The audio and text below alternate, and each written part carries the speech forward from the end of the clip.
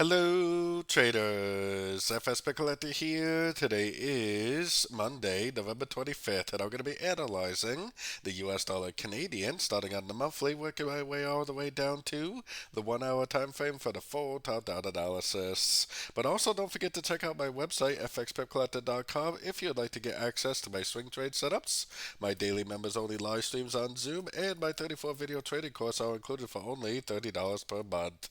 So, anyways, on the dollar CAD, I think this is a big WXY pattern. I think this is three waves down, three waves up, and this is probably one, two, three waves down for the wave Y. So let's keep that in mind. Let's head down to the weekly.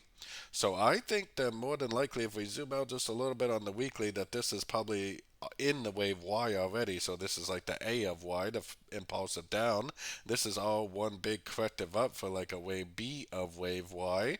And I still think at some point it is going to turn down for the wave C of wave Y, like I showed on the monthly time frame. So taking it down to the daily time frame. So on the daily time frame, we definitely do have what looks like a complete five ways up. Now, just because you see five ways doesn't mean that a trend is over. A break of wave four is what proves that a trend is over. This move down that we're currently getting could still be a crescent to this last impulsive up. It could easily still bounce from a fib level and continue the uptrend. So taking it down to the 4 hour time frame. So on the 4 hour time frame, we definitely got a downtrend right here. It's either an A or a 1. I have no idea what it is. This move up right here is probably either a B or a 2. And we're probably going to end up going down for a C, which would go down to a fib and then bounce back up.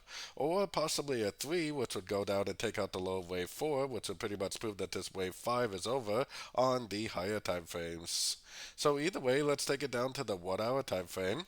So on the 1 hour time frame, it kind of seems like we might end up drifting up a little bit before we go down, especially looking at other pairs. This little section over here seems extremely clear to be that wave A or 1, and then this is probably impulsive up, three waves down. So we're probably still in a wave B or a wave 2. So that means that this is probably going to go up more, maybe even take out these highs to make a wave B, so an ABC of B or an ABC of 2. And then we're probably going to go down for that wave 3 or wave C like I showed on the 4 hour time frame. So like I said, I think that we're in an A, a B, and a C of B or an ABC of 2.